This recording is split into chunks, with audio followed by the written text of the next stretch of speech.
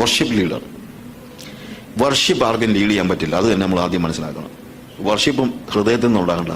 പാട്ട് വല്ലതും lead ചെയ്യാവുന്നതല്ലാതെ worship lead ചെയ്യാൻ ആരെ കൊണ്ടും പറ്റിയല്ല. കാര്യം വർഷിപ്പ് ഓരോരുത്തരെയും ഹൃദയത്തിൽ നിന്ന് ഉണ്ടാകണം. അതിന് ലീഡിങ് ഒന്നുമില്ല. പാട്ടല്ല വർഷിപ്പ്. വർഷിപ്പ് ചെയ്യുമ്പോൾ ചിലപ്പോൾ നമ്മൾ പാട്ട് പാടുമായിരിക്കും, അത് വേറെ കാര്യം അല്ലേ. ഞാൻ പറഞ്ഞൊരു കാര്യം വിവാദമായിട്ട് തന്നെ പല ആളുകൾ പറഞ്ഞിട്ടുണ്ട്. എന്താണെന്ന് ചോദിച്ചു കഴിഞ്ഞാൽ, നമ്മൾ ആത്മാവിലായിട്ട് വേണം അന്യഭാഷ പറയാൻ. അന്യഭാഷ പറഞ്ഞ് എന്ത് ചെയ്യാൻ പറ്റിയല്ല, ആത്മാവിലാകാൻ പറ്റത്തില്ല. അന്യഭാഷ പറഞ്ഞ് ഒരാൾക്കും ആത്മാവിലാകാൻ പറ്റിയല്ല. ആത്മാവിലായിട്ട് വേണം എന്താ പറയാൻ, അന്യഭാഷ പറയാൻ. മനസ്സിലാകുന്നുള്ള ഞാൻ പറയുന്നത്. കാര്യം ഹയർ ലെവലിൽ നിന്ന്, മുകളിൽ നിന്ന് താഴേക്കേ വെള്ളം ഒഴുകത്തുള്ളൂ, താഴെ നിന്ന് മുകളിലോട്ട് വെള്ളം ഒഴുകത്തില്ല. ഇപ്പം എൻ്റെ ഇമോഷൻസ് തന്നെ ഒന്ന് ആലോചിച്ച് നോക്കിയേ. എൻ്റെ അപ്പൻ മരിച്ചു കിടക്കുകയാണെന്ന് വെച്ചോ. എൻ്റെ അപ്പൻ മരിച്ചു കിടക്കുമ്പം ഞാൻ എന്ത് ചെയ്യുന്നു? പൊട്ടിക്കരയുന്നു. പൊട്ടിക്കരയുന്നത് എന്തുകൊണ്ടാ? അപ്പൻ മരിച്ചതിനകത്തുള്ള ദുഃഖത്തിന്റെ എക്സ്പ്രഷനാണ് എൻ്റെ കരച്ചിൽ. കരഞ്ഞ് കരഞ്ഞ് ദുഃഖം ഉണ്ടാക്കുകയാണോ അതോ ദുഃഖം ഉള്ളത് കൊണ്ട് കരയുകയാണോ? ടെൽമി. ദുഃഖം ഉള്ളതുകൊണ്ടാണ് കരയുന്നത്. മുകളിൽ നിന്ന് താഴോട്ടേ ഇറങ്ങി വരത്തുള്ളൂ. എക്സ്പ്രഷൻ എപ്പോഴും അങ്ങനെ വരുന്നത്. അതുകൊണ്ട് ആത്മാവിലായിട്ട് മാത്രമേ നമുക്ക് എന്ത് ചെയ്യാൻ പറ്റുള്ളൂ, അന്യഭാഷ പറയാൻ പറ്റുള്ളൂ. അല്ലാതെ അന്യഭാഷ പറഞ്ഞോളഞ്ഞ് എന്താ ചെയ്യാൻ പറ്റത്തില്ല. നിങ്ങൾക്ക് ഇഷ്ടപ്പെടുകയോ ഇല്ലെന്നൊന്നും എനിക്കറിയത്തില്ല. പിന്നെ എനിക്ക് അങ്ങനെ വലിയ നിർബന്ധമുള്ള ആളൊന്നുമല്ല. ഇപ്പൊ നിങ്ങളെല്ലാം ഇഷ്ടപ്പെടുത്താമെന്ന് പറഞ്ഞൊന്നും അല്ലല്ലോ ഞാൻ വന്നു. This is A fact. This A fact. പലപ്പോഴും പറയുന്നൊരു കാര്യമുണ്ട്. നമ്മൾ ഉപയോഗിക്കുന്നതായ വാക്കുകൾ, നമ്മൾ പാടുന്നതായ പാട്ടുകൾ, നമ്മുടെ പ്രാർത്ഥന, ഇതെല്ലാം ഹൃദയത്തിൽ നിന്ന് വേണം വരാനായിട്ട്. ജാതികളുടെ പ്രാർത്ഥനയുടെ പ്രശ്നമായിട്ട് കർത്താവ് എന്താ പറയുന്നത്? അവർ ജൽപ്പനം ചെയ്യുന്നു. എന്താ ഈ ജൽപ്പനം ചെയ്യാന്ന് പറഞ്ഞാൽ, നമ്മൾ ചിന്തിക്കുന്നത് റിപ്പീറ്റ് ചെയ്യുന്നു എന്നുള്ളതാണ് ഒരു പ്രശ്നമായിട്ട് നമ്മൾ പലപ്പോഴും പറയുന്നത്. റിപ്പീറ്റ് ചെയ്യുന്നൊരു പ്രശ്നമാണില്ലെന്ന് ഞാൻ പറയുന്നില്ല. പക്ഷെ റിപ്പീറ്റ് ചെയ്യുന്നത് മാത്രമല്ല അവിടുത്തെ പ്രശ്നം. They are heaping up empty words എന്നാണ് അവിടെ ഉപയോഗിച്ചിരിക്കുന്നത്. ജൽപ്പനം ചെയ്യാന്ന് പറഞ്ഞു കഴിഞ്ഞാൽ എംപ്റ്റി വേർഡ്സ്, ശൂന്യമായ വാക്കുകൾ, അതവരിങ്ങനെ റിപ്പീറ്റ് ചെയ്യുന്നു, വീണ്ടും പറയുന്നു. റിപ്പീറ്റ് ചെയ്യുന്നതെല്ലാം തെറ്റാണെന്ന് പറയാൻ പറ്റില്ല. നമ്മൾ ഒരു കാര്യത്തിന് വേണ്ടി എത്ര പ്രാവശ്യം പ്രാർത്ഥിച്ചിട്ടുണ്ടല്ലേ. അപ്പോൾ അതുകൊണ്ട് ഒരു പ്രാർത്ഥന റിപ്പീറ്റ് ചെയ്തെന്ന് പറഞ്ഞാൽ ഒരിക്കലും അതുകൊണ്ട് തന്നെ അത് തെറ്റാകുന്നില്ല. കർത്താവ് തന്നെ ഒരേ പ്രാർത്ഥന അവൻ 3 വട്ടം ചൊല്ലും അല്ലേ. അപ്പോൾ ഒരു പ്രാർത്ഥന പല പ്രാവശ്യം പറയുന്നത് കൊണ്ട് അത് ജൽപ്പനമാകുന്നില്ല. ജൽപ്പനം ആകണമെങ്കിൽ അത് എംപ്റ്റി ആയിരിക്കണം. എംപ്റ്റി എന്ന് പറഞ്ഞു കഴിഞ്ഞാൽ it comes out of your mouth but it is not coming from your heart. What you speak, നമ്മൾ സംസാരിക്കുന്ന കാര്യം വായിൽ നിന്ന് വരുന്നു, പക്ഷേ ഹൃദയത്തിൽ നിന്നല്ല. അതാണ് ശരിക്കും പറഞ്ഞു കഴിഞ്ഞാൽ ജൽപ്പനം എന്ന് പറയുന്നത്. അപ്പം അത് ഹൃദയത്തിൽ നിന്നല്ല. അത് അവരുടെ ചിന്ത അതിഭാഷണത്താൽ ഉത്തരം കിട്ടുമെന്നല്ലോ അവർ ചിന്തിക്കുന്നത്. അവരുടെ ചിന്ത ഇത് കൂടുതൽ പറഞ്ഞു കഴിഞ്ഞാൽ ഉത്തരം കിട്ടും. അതൊരു ജാതീയ ചിന്തയാണ്. കൂടുതൽ പറഞ്ഞാൽ ഇപ്പോൾ ലക്ഷാർച്ചന എന്ന് പറയുന്ന ഒരു സഹസ്രനാമം അല്ലെങ്കിൽ ലക്ഷാർച്ചന, ഇതൊക്കെ നമ്മുടെ ഇന്ത്യൻ പശ്ചാത്തലത്തിൽ അവരുടെ പ്രാർത്ഥനകൾക്ക് ലക്ഷാർച്ചന എന്ന് വെച്ച് കഴിഞ്ഞാൽ 1,00,000 പ്രാവശ്യം ദേവിയുടെ പേര് പറഞ്ഞുകൊണ്ടിരിക്കണം. പക്ഷെ ഇതിൻ്റെ ഏറ്റവും വലിയ പ്രശ്നം, ഈ ലക്ഷാർച്ചനയുടെ പ്രശ്നം 1,00,000 ആയോ ഇല്ലയോ എന്ന് അറിയുന്നത് ഭയങ്കര പ്രയാസം. എനിക്കിങ്ങനെ പറഞ്ഞുകൊണ്ടിരുന്നാലും ഇത് എണ്ണിക്കൊണ്ടിരിക്കാൻ പറ്റും. ഞാൻ ഒരു പ്രാവശ്യം ട്രെയിനിൽ യാത്ര ചെയ്യുമ്പോൾ എൻ്റെ ഓപ്പോസിറ്റ് ഒരു നല്ല പ്രായമുള്ളൊരു മനുഷ്യൻ, ഭക്തനായ ഒരു മനുഷ്യൻ, ഹിന്ദുവാണ്. അദ്ദേഹം ലക്ഷാർച്ചന നടത്തുകയാണ്. പക്ഷേ ഈ പറഞ്ഞതുപോലെ എണ്ണാൻ പറ്റാത്തതുകൊണ്ട് പുള്ളി ഒരു നമ്പറിംഗ് മെഷീൻ കയ്യിലിരിപ്പുണ്ട്. അപ്പോൾ ഓരോ പ്രാവശ്യം ദേവി പറയുമ്പോഴും ഇങ്ങനെ ഇത് ക്ലിക്ക് ചെയ്തുകൊണ്ടിരിക്കും. ഇവിടെ ഇടയ്ക്ക് പുള്ളി ഒന്ന് ഉറക്കം തോന്നി. എണീറ്റപ്പോൾ പുള്ളി ഒരു 5-6 പ്രാവശ്യം അടിച്ചു. കാര്യം എന്താണെങ്കിലും അതിനിടയ്ക്ക് ഒരു 5-6 പ്രാവശ്യം വിട്ടുപോയി കാണും. ഇനി അവരുടെ ചിന്ത അത് ഫില്ലാക്കി കഴിഞ്ഞാൽ കാര്യം നടന്നു എന്നുള്ളതാണ് അല്ലേ. ഞാൻ പ്രാവശ്യം റിവാൾസർ എന്ന് പറഞ്ഞു, ഹിമാചലിലെ വളരെ ഹൈറ്റിലുള്ള ഒരു സ്ഥലമാണ്. അവിടെ ഒരു ബുദ്ധിസ്റ്റ് മോങ്സ് താമസിക്കുന്ന ഒരു ആശ്രമമുണ്ട്. അപ്പം ഞാൻ ഈ ആശ്രമത്തിൽ അവർ ചുമ്മാ ഇങ്ങനെ അത് കാണാനായിട്ട് പോയ റിവാൾസറിൽ ഞാൻ പോയ കൂട്ടത്തിൽ സ്കൂട്ടറിലാണ്. ഞാനും അവിടുത്തെ മണ്ടിയിലെ ഒരു പാസ്റ്ററും കൂടെ ഒരുമിച്ച് പോവാം. അദ്ദേഹം വണ്ടി ഓടിക്കുന്നു. അപ്പം ഞാൻ ഈ മൊണാസ്ട്രിയുടെ അടുത്ത് ചെന്നപ്പോൾ അധികം പേരൊന്നും അവിടെ ഇല്ല. അവിടെ മുഴുവൻ തുണി ഉണക്കാനിട്ടിരിക്കുന്നു. അപ്പം ഞാൻ ഇദ്ദേഹത്തോട് ചോദിച്ചു, ഇതിന് ഇത്രയും ആളുകളൊന്നും ഇവിടെ താമസിക്കുന്നില്ല, ഇതെന്തോ ഇത്രയും തുണികൾ ഉണക്കാനിട്ടിരിക്കുന്നത്? അപ്പം അദ്ദേഹം പറഞ്ഞു, അത് തുണക്കായിട്ടിരിക്കുന്നൊന്നും അല്ല.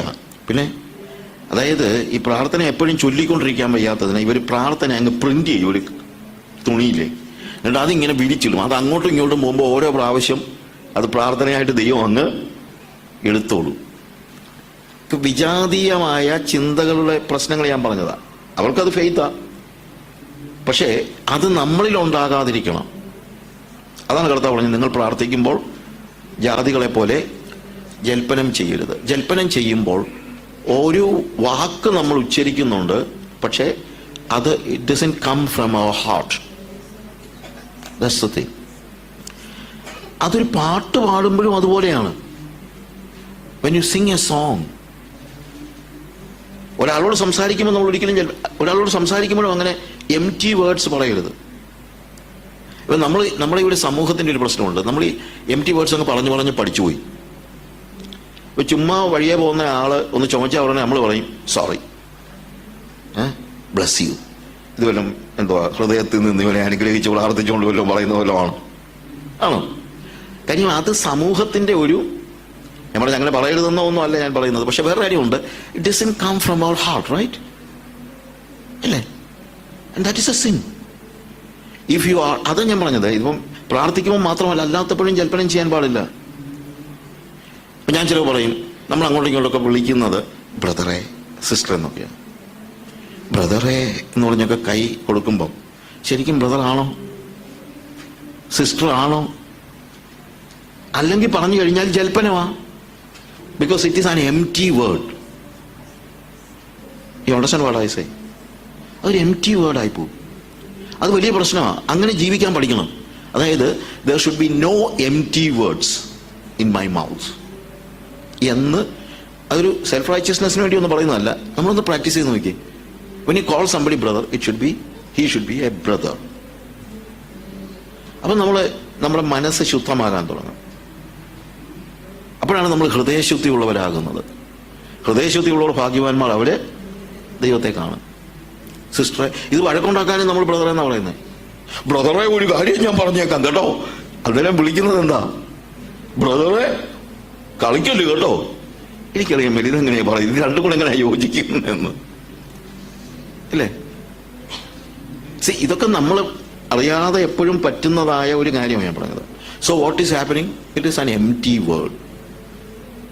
അത് ഒരു ജൽപ്പനമായി പോകുകയാണ്. It doesn't come from our heart. അപ്പൊ ഇതൊന്ന് പ്രാക്ടീസ് ചെയ്തേ. God looks for genuinity. ദൈവം എപ്പോഴും നോക്കുന്നത് നമ്മൾ ജെനുവിൻ ആയിരിക്കണമെന്നാണ്. മറ്റൊന്നും ദൈവം നമ്മളിൽ നിന്ന് പ്രതീക്ഷിക്കുന്നില്ല. മറ്റൊന്നും. ഇതേപോലെ തന്നെയാണ് പാട്ടുകൾ പാടുമ്പോൾ. അപ്പോൾ നമ്മളിപ്പോൾ പാടുമ്പോൾ ഞാൻ റിയലി എൻജോയിങ്, വളരെ മനോഹരമായ പാട്ട്. എൻ്റെ ആയുസിൻ ദിനമൊക്കെയും നിന്നെ മാത്രം ഞാനിനി സേവിക്കും, എൻ്റെ പ്രാണനായകൻ യേശുവേ, നിന്റെ സ്നേഹം നീ എനിക്കേകിട. എൻ്റെ ആയുസ്സിൻ്റെ ദിനമെല്ലാം ഞാൻ നിന്നെ മാത്രം സേവിക്കും. ഓക്കെ, പക്ഷേ ഡിസിഷൻ ആണോ നമ്മൾ പാടിയത്, അതോ വായിക്കൂടാണോ? അത് ഡിസിഷൻ അല്ലെങ്കിൽ നമ്മൾ ജൽപ്പനം ചെയ്യുകയാണ്. പലപ്പോഴും ജൽപ്പനമാണ് നമ്മുടെ പാട്ടുകൾ. ചിലപ്പോൾ നമ്മൾ പാടുമല്ലോ, നീ മാത്രം മതി, അപ്പോഴത്തെ കണ്ണൊഴുക്കും, നീ മാത്രം മതി, നീ മാത്രം മതി എനിക്ക് എന്ന് പറഞ്ഞ് കരയാൻ തുടങ്ങും. അങ്ങോട്ടിറങ്ങുമ്പോൾ കർത്താവ് പറയാ, കുഞ്ഞെ നീ പ്രാർത്ഥിക്കുന്ന കേട്ടായിരുന്നല്ലോ, പാടുന്ന കേട്ടായിരുന്നല്ലോ, ഞാൻ മാത്രം മതിയെന്ന്. എന്നാ പിന്നെ നിന്റെ ജോലി ഞാനങ്ങ് കളയട്ടെ. എന്താ പറയാ ഉടനെ? കർത്താവ് എനിക്ക് ജോലിയും വേണം, നീയും വേണം, ഇല്ലേ? പക്ഷെ പറഞ്ഞ എന്തോ ഒന്നും മിണ്ടാതെ, സ്വത്രം പറയാനൊന്നും കിട്ടുന്നില്ലല്ലേ? ഞാൻ പറഞ്ഞ when we R singing songs, ഇതൊക്കെ ഇന്ന് പറ്റുന്ന ഒരു വലിയൊരു പ്രോബ്ലമാണ്. നമ്മൾ ഈ ജെനുവിനിറ്റിയിൽ നിന്ന് മാറിപ്പോവുകയാണ്. സ്റ്റേജെല്ലാം പെർഫോമൻസ് ആവുകയാണ്. പ്രീച്ചിങ് പെർഫോമൻസ് ആകുക, പാട്ടുകൾ പെർഫോമൻസ് ആവുക. പല ആളുകളും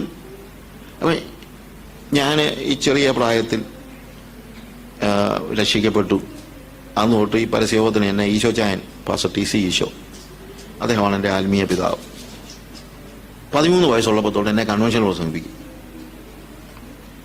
അന്ന് ഒരു വർഷം ഒരു 8 കൺവെൻഷനൊക്കെ ഞങ്ങൾ നടത്തും.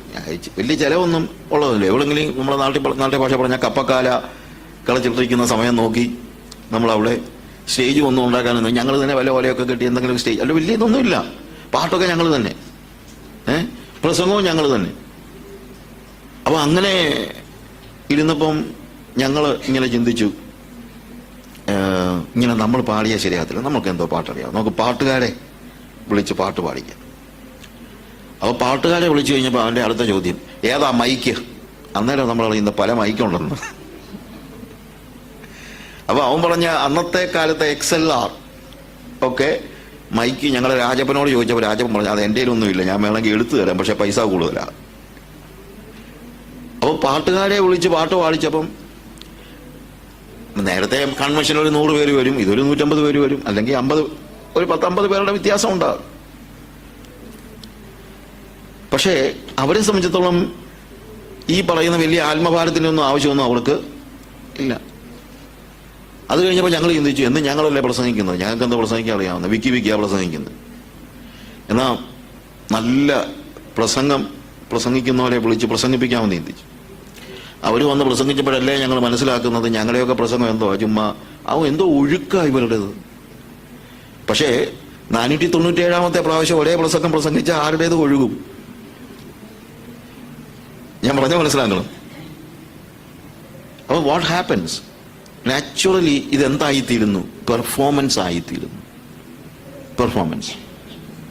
നമ്മുടെ സഭയ്ക്ക് പറ്റിയ പാളിച്ചകൾ ഞാനിങ്ങനെ ഓരോ കാര്യങ്ങൾ ഇങ്ങനെ ആലോചിച്ച് നോക്കിയിട്ടുണ്ട്. ഞാൻ രക്ഷിക്കപ്പെട്ട് വന്ന സമയത്ത് കുളിയന്നൂർ ടി സി ഈശോ പാസ്റ്ററുടെ ഈശോചായൻ്റെ വീടിൻ്റെ വരാന്തയിലാണ് ഞങ്ങളുടെ സഭായോഗം. ഒരു വരാന്തയും അതിന് 3 മുറിയുണ്ട്. ആ 3 മുറിയിൽ ആളുകളിരിക്കും. ഏതാ സ്റ്റേജ് എന്ന് ചോദിച്ചു കഴിഞ്ഞാൽ എല്ലാവരെയും കാണാൻ പറ്റുന്ന എവിടെയാണോ അതാണ് സ്റ്റേജ്. അല്ലാതെ ഇപ്പം ഇവിടെ പ്രത്യേകിച്ച് സ്റ്റേജിനുള്ള സ്ഥലമൊന്നുമില്ലല്ലോ. അതുകൊണ്ട് തന്നെ ആര് സ്റ്റേജിൽ ഇരിക്കണമെന്ന് ഒന്നുമില്ല. കാര്യം സ്റ്റേജ് എന്ന് പറഞ്ഞൊരു സാധനമില്ലല്ലോ, എല്ലാവരെയും കാണാൻ പറ്റുന്നുള്ളത് നിൽക്കുക. എന്നാൽ ഞങ്ങളൊരു ഹോള് പണിതപ്പോൾ ഞങ്ങളൊരു സ്റ്റേജ് പണിതു. അന്നേരം തൊട്ട് ആര് സ്റ്റേജിൽ ഇരിക്കണമെന്നുള്ളതിനെ കുറിച്ച് തർക്കമായില്ല. ഞാൻ പറഞ്ഞെന്നു ചോദിച്ചു കഴിഞ്ഞാൽ അവിടെ തർക്കമൊന്നും ഉണ്ടായിട്ടല്ല. ഞാൻ പറഞ്ഞത് അന്നേരം തൊട്ട് ആരാ സ്റ്റേജിൽ ഇരിക്കുന്നത്. ഞാൻ പറഞ്ഞതിന്റെ വ്യത്യാസം മനസ്സിലായോ? നമ്മളുടെ ഡിറ്റീരിയറേഷൻ എപ്പോഴാണെന്നറിയാമോ? നമ്മളുടെ ജെനുവിനിറ്റിയിൽ നിന്ന് എപ്പോൾ മാറുന്നോ അപ്പോഴാണ് നമ്മളുടെ ഡിറ്റീരിയറേഷൻ ഉണ്ടാകുന്നത്. And that becomes performance. Singing becomes A performance. അത് വലിയൊരു പ്രോബ്ലമാണ്. ആഫ്രിക്ക ഞാൻ അനുഭവിക്കുന്ന ഏറ്റവും വലിയ പ്രശ്നം അതാ. കാര്യം അവിടെ പാട്ടേ ഉള്ളൂ. അപ്പോൾ ഞാൻ എപ്പോഴും അവിടെ പറയുന്നൊരു കാര്യമാണ്, നമ്മുടെ അപ്പച്ചന്മാരൊക്കെ പാടിക്കൊണ്ടിരുന്ന കാലത്ത് അപ്പം അതിലോട്ട് മടങ്ങി പോകണമെന്ന് പറഞ്ഞാൽ മടങ്ങിപ്പോയാൽ നല്ലതാണെന്ന് എനിക്കിപ്പോഴും അല്ല ചിന്ത. പിന്നെ അത് പ്രാക്ടിക്കലാണോ ഇല്ലോ എന്നുള്ളത് നിങ്ങൾ ആലോചിക്കണം. അന്നും പാട്ടുണ്ടായിരുന്നു. എല്ലാവരും കൂടെ ചേർന്ന് തമ്പേറടിച്ച് പാട്ട് പാടും. പക്ഷെ എല്ലാവരും പാടുമായിരുന്നു. ഞാൻ പറഞ്ഞ കാര്യം മനസ്സിലാക്കണം. അപ്പോൾ നമ്മൾ പറഞ്ഞു, മർത്തോമായിൽ കൊയറുണ്ട്, CSIയിൽ കൊയറുണ്ട്, കത്തോലിക്കയിൽ കൊയറുണ്ട്, നമുക്കും വേണം കൊയർ. കൊയർ വേണമെന്ന് ഞാൻ പറയുന്നില്ല. പക്ഷേ കൊയർ വന്നപ്പോഴുള്ള പ്രശ്നം, കൊയർ പാടും, നമ്മൾ കേൾക്കും. കൊയർ പാടും, നമ്മളെങ്ങനെ ഇങ്ങനെ നോക്കിയിരുന്നോളൂ. നേരത്തെ പാട്ടെന്ന് പറഞ്ഞാൽ എല്ലാവരും കൂടെ പാടുമായിരുന്നു. ഇപ്പൊ കൊയർ പാടും, നമ്മൾ കേൾക്കും. ഞാൻ പറഞ്ഞാൽ മനസ്സിലാക്കണം. ഇത് തന്നെയല്ല, നമ്മളെങ്ങാനും കയറി പാടിയാൽ കൊയറിന് ഇഷ്ടമല്ല. കാര്യം അവരിതെല്ലാം ഒരുക്കി ചിട്ടപ്പെടുത്തിയൊക്കെ കൊണ്ടുവന്നതല്ലേ. ഇയാൾ കളി എന്തോ കാണിക്കുന്നു, ഇയാളെ ഈ പറവള ശബ്ദം കൊണ്ട് ഇതെന്തോ കാണിക്കുന്നു എന്നുള്ളതായിരിക്കും അവരുടെ ചിന്ത. I am not joking. So what happens? Performance. Performance. പ്രസംഗം അതൊക്കെ തന്നെ വന്നു. പെർഫോമൻസ്. കോപ്പി അടിക്കുന്ന പ്രസംഗങ്ങൾ. നല്ല ആശയങ്ങൾ ആര് പ്രസംഗിച്ചാലും അത് കോപ്പി അടിച്ചാലും കുഴപ്പമില്ല, അതല്ല ഞാൻ പറഞ്ഞത്. പക്ഷേ പ്രസംഗിക്കുമ്പോൾ ജെനുവിനായിരിക്കണം. അതെൻ്റെ ഹൃദയത്തിൽ നിന്ന് വേണം ഞാൻ പ്രസംഗിക്കാൻ. അല്ലെങ്കിൽ ഞാൻ പെർഫോം ചെയ്യുകയാണ്. ദൈവം എന്നെ വിളിച്ചിരിക്കുന്ന ഒരു പെർഫോമറായിട്ടല്ല, ദൈവം എന്നെ വിളിച്ചിരിക്കുന്നത് ഒരു ശുശ്രൂഷകനായിട്ടാണ്. ആ ഒരു ബോധ്യം ശുശ്രൂഷ ഉണ്ടായിരിക്കണം. കൊയറിനെ ദൈവം വിളിച്ചെങ്കിൽ ആ കൊയർ ശുശ്രൂഷയാണ്, അല്ലാതെ പെർഫോമൻസ് അല്ല. പക്ഷെ ഇന്നിപ്പോൾ പെർഫോമൻസ് ആയി. പാടുന്നതിനകത്തും സിൻസിയറിറ്റി ഇല്ല. കരയുന്ന കരച്ചിലൊക്കെ കണ്ടു കഴിഞ്ഞാൽ, ഞാൻ ഡാറുസലാമിലെ ഒരു ചർച്ചിൽ കണ്ടിന്യൂസ് ആയിട്ട് പോയിക്കൊണ്ടിരുന്ന അസംബ്ലി സഭകളുണ്ട്. വലിയ സഭയാണ്, ഒരു 10,200 വിശ്വാസികളുള്ള സഭയാണ്. അപ്പോൾ അവിടെ ഞാൻ കുറച്ച് നാളുകൾ ഞാൻ അവിടെ താമസിക്കും. അപ്പം ജെസിയും ഉണ്ട്. അപ്പോൾ ജെസി കൊയർ പാട്ട് പാടുക എന്ന് പറഞ്ഞു കഴിഞ്ഞാൽ നമുക്കറിയാവുന്ന പോലെ പാട്ടിൻ്റെ ഒരു പീക്ക് വരുമ്പോഴത്തേക്കുള്ള നമ്മൾ കൈയൊക്കെ അടിച്ച് കൂട്ടുകയൊക്കെയാണല്ലോ. അവർ കൈയടിച്ച് കൂട്ടുകയല്ല, അവർ അന്നേരത്തേക്ക് കൈയൊക്കെ വിടർത്തി കരയാൻ തുടങ്ങും. മുട്ടുമടക്കി കമന്ന് കിടന്ന് കരയും. ജെസി ഈ പിള്ളേര് കരഞ്ഞെടുത്ത് പോയി കരച്ചിൽ, ഈ കണ്ണീരിൻ്റെ ഫോട്ടോ എടുത്തിട്ടുള്ളൂ. കണ്ണീരിൻ്റെ ഫോട്ടോ എന്നിട്ട് പറയും, എന്തോ അപ്പേ കണ്ടില്ലേ ഈ പിള്ളേരുടെയൊക്കെ സിൻസിയറിറ്റി, നമ്മുടെ ആൾക്കാരൊക്കെ എങ്ങനെയാണ്. അപ്പം ഞാൻ പറഞ്ഞു, നീ വിധിക്കാൻ വരട്ടെ, ഇച്ചിരി കഴിഞ്ഞിട്ട് ആലോചിക്കാം. ഒരു ശനിയാഴ്ച ഞാൻ ഇവരുടെ പള്ളിയിൽ പോയപ്പോൾ, ഞായറാഴ്ചത്തേക്കുള്ള പാട്ട് പ്രാക്ടീസ് ചെയ്യാണ്. അന്നേരം മനസ്സിലാകുന്നത് പാട്ട് മാത്രമല്ല, ഈ കരച്ചിരി ഒരു പ്രാക്ടീസ് ചെയ്യുന്നുണ്ട്. I'm not joking. എപ്പോൾ മുട്ടുമുളക്കണമെന്നും എപ്പോൾ കുനിയണമെന്നും എപ്പോൾ കരയണമെന്നും എല്ലാം ഇവർ പ്രാക്ടീസ് ചെയ്യുന്നുണ്ട്. ഈ പിള്ളേരൊന്നും സിൻസിയറിറ്റിയുടെ അങ്ങേ അറ്റം കൊണ്ടൊന്നും കാണിക്കുന്നൊന്നുമല്ല. ആ കൈയൊക്കെ വിതറി ഇങ്ങനെ നിൽക്കുന്ന ആ നിപ്പൊക്കെ കണ്ടു കഴിഞ്ഞാൽ ഉണ്ടല്ലോ, എന്തുവാ. മപ്പുട്ടോയിൽ ഒരു ചർച്ചിൽ ഞാൻ ചെന്നപ്പോഴത്തേക്ക് ഒരു എക്സാഗ്രേഷൻ ഒന്നുമല്ല, അരയടി ഹൈറ്റിലുള്ള ഒരു ഹൈ ഹീൽ ഷൂ ഇട്ട് ഉള്ള പെയിന്റ് മുഴുവൻ മുഖത്ത് തേച്ച് ഉള്ള വിഗുവൊക്കെ വെച്ച് ഒരു പെങ്കൊച്ചാണ് ചർച്ചിന്റെ കൊയർ ലീഡ് ചെയ്യുന്നത്. Worship leader. വർഷിപ്പ് ആർക്കും ലീഡ് ചെയ്യാൻ പറ്റില്ല, അത് തന്നെ നമ്മൾ ആദ്യം മനസ്സിലാക്കണം. വർഷിപ്പും ഹൃദയത്തിൽ നിന്ന് ഉണ്ടാകണ്ട. പാട്ട് വല്ലതും ലീഡ് ചെയ്യാവുന്നല്ലാതെ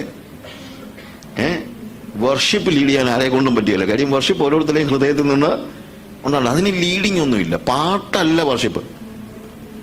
വർഷിപ്പ് ചെയ്യുമ്പോൾ ചിലപ്പോൾ നമ്മൾ പാട്ട് പാടുമായിരിക്കും, അത് വേറെ കാര്യം അല്ലേ. ഞാൻ പറഞ്ഞൊരു കാര്യം വിവാദമായിട്ട് തന്നെ പല ആളുകൾ പറഞ്ഞിട്ടുണ്ട്. എന്താണെന്ന് ചോദിച്ചു കഴിഞ്ഞാൽ, അല്ല, നമ്മൾ ആത്മാവിലായിട്ട് വേണം അന്യഭാഷ പറയാൻ. അന്യഭാഷ പറഞ്ഞ് എന്ത് ചെയ്യാൻ പറ്റിയല്ല, ആത്മാവിലാകാൻ പറ്റത്തില്ല. അന്യഭാഷ പറഞ്ഞ് ഒരാൾക്കും ആത്മാവിലാകാൻ പറ്റിയല്ല. ആത്മാവിലായിട്ട് വേണം എന്തോ പറയാൻ, അന്യഭാഷ പറയാൻ. മനസ്സിലാകുന്നുള്ള ഞാൻ പറയുന്നത്. കാര്യം ഹയർ ലെവലിൽ നിന്ന്, മുകളിൽ നിന്ന് താഴേക്കേ വെള്ളം ഒഴുകത്തുള്ളൂ. താഴെ നിന്ന് മുകളിലോട്ട് വെള്ളം ഒഴുകത്തില്ല. ഇപ്പം എൻ്റെ ഇമോഷൻസ് തന്നെ ഒന്ന് ആലോചിച്ച് നോക്കിയേ. എൻ്റെ അപ്പൻ മരിച്ചു കിടക്കുകയാണെന്ന് വെച്ചോ. എൻ്റെ അപ്പൻ മരിച്ചു കിടക്കുമ്പം ഞാൻ എന്ത് ചെയ്യുന്നു? പൊട്ടിക്കരയുന്നു. പൊട്ടിക്കരയുന്നത് എന്തുകൊണ്ടാ? അപ്പൻ മരിച്ചതിനകത്തുള്ള ദുഃഖത്തിൻ്റെ എക്സ്പ്രഷനാണ് എൻ്റെ കരച്ചിൽ. കരഞ്ഞ് കരഞ്ഞ് ദുഃഖം ഉണ്ടാക്കുകയാണോ അതോ ദുഃഖം ഉള്ളത് കൊണ്ട് കരയുകയാണോ? ടെൽമി. ദുഃഖം ഉള്ളതുകൊണ്ടാണ് കരയുന്നത്. മുകളിൽ നിന്ന് താഴോട്ടേ ഇറങ്ങി വരത്തുള്ളൂ. എക്സ്പ്രഷൻ എപ്പോഴും അങ്ങനെ വരുന്നത്. അതുകൊണ്ട് ആത്മാവിലായിട്ട് മാത്രമേ നമുക്ക് എന്ത് ചെയ്യാൻ പറ്റുള്ളൂ? അന്യഭാഷ പറയാൻ പറ്റുള്ളൂ. അല്ലാതെ അന്യഭാഷ പറഞ്ഞോളഞ്ഞ് എന്താ ചെയ്യാൻ പറ്റത്തില്ല. നിങ്ങൾക്ക് ഇഷ്ടപ്പെടുകയോ ഇല്ലയെന്നൊന്നും എനിക്കറിയത്തില്ല. പിന്നെ എനിക്ക് അങ്ങനെ വലിയ നിർബന്ധമുള്ള ആളൊന്നുമല്ല. ഇപ്പം നിങ്ങളെല്ലാം ഇഷ്ടപ്പെടുത്താമെന്ന് പറഞ്ഞൊന്നും അല്ലല്ലോ ഞാൻ വന്നു. This is a fact. This is a fact.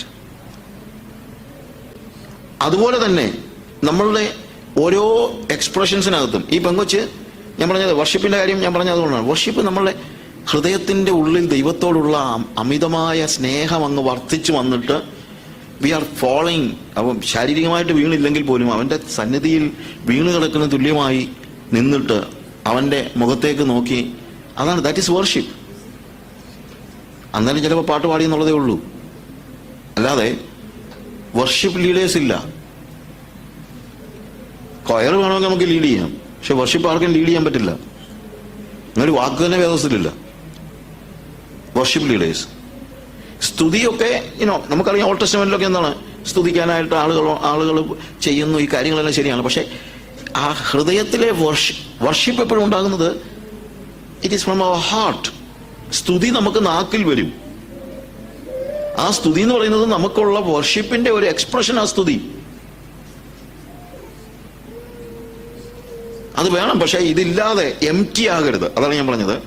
M T words പോലെ തന്നെ നമുക്ക് പലപ്പോഴും വർഷിപ്പ് ഇല്ലാതെ പ്രൈസസ് ഉണ്ടാകും.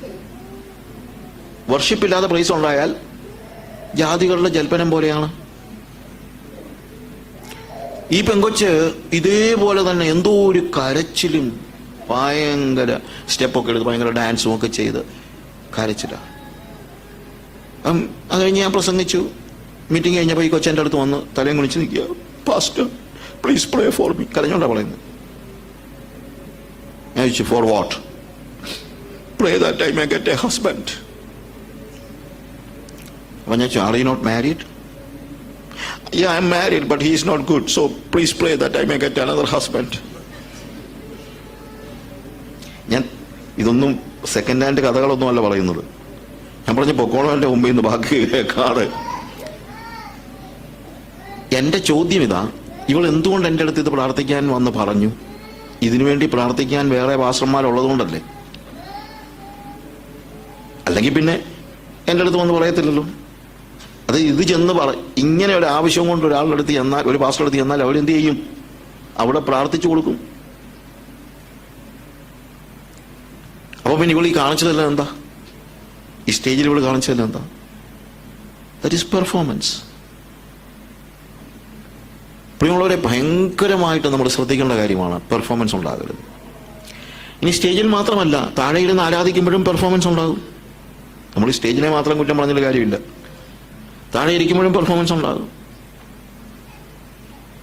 അതുകൊണ്ട് കർത്താവ് പറഞ്ഞു, നിങ്ങൾ പ്രാർത്ഥിക്കുമ്പോൾ ജാതികളെ പോലെ ജൽപ്പനം ചെയ്യരുത്. എം ടി വേർഡ്സ് ഉണ്ടാകരുത്.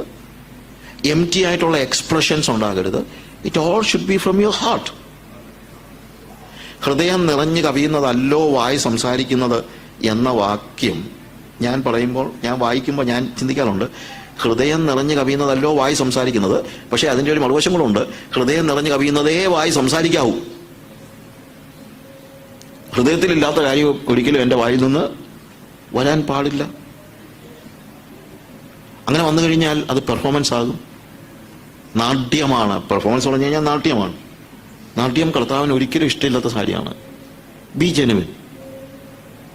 ഒരു പാട്ട് പാടുമ്പോൾ എന്താണ് പാടുന്നത് എന്ന് അറിഞ്ഞ് പാടുക. അത് ശ്രദ്ധിക്കത്തില്ലായിരിക്കും. നമ്മളെ പാട്ടിൻ്റെ ട്യൂണും.